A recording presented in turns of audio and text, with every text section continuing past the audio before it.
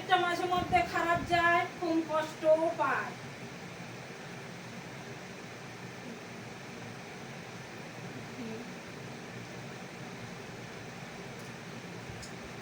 দ্বিতীয়ত বাধা বিঘ্নয় পরিণীত বেটি।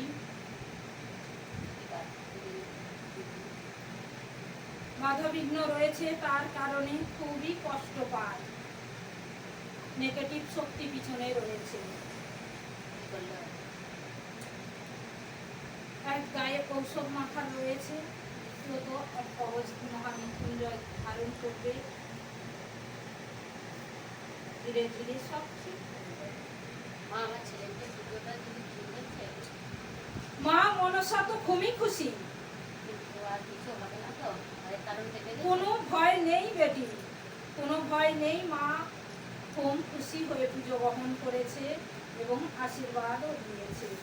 অজান্তে যে জিনিস হয়ে গেছে ওটা একটা অ্যাক্সিডেন্ট ছিল, পুরো কেটে গেল এবং আশীর্বাদও দিয়েছে। মনের মধ্যে চিন্তা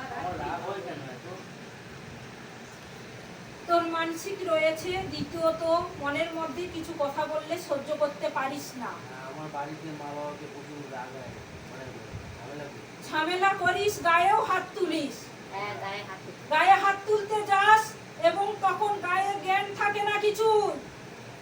আমাকে বলে পয়সা কড়ির ব্যাপারে আমাকে আলাদা মাইন্ড, তখন মাথা কোনো কাজ করে না বেটা।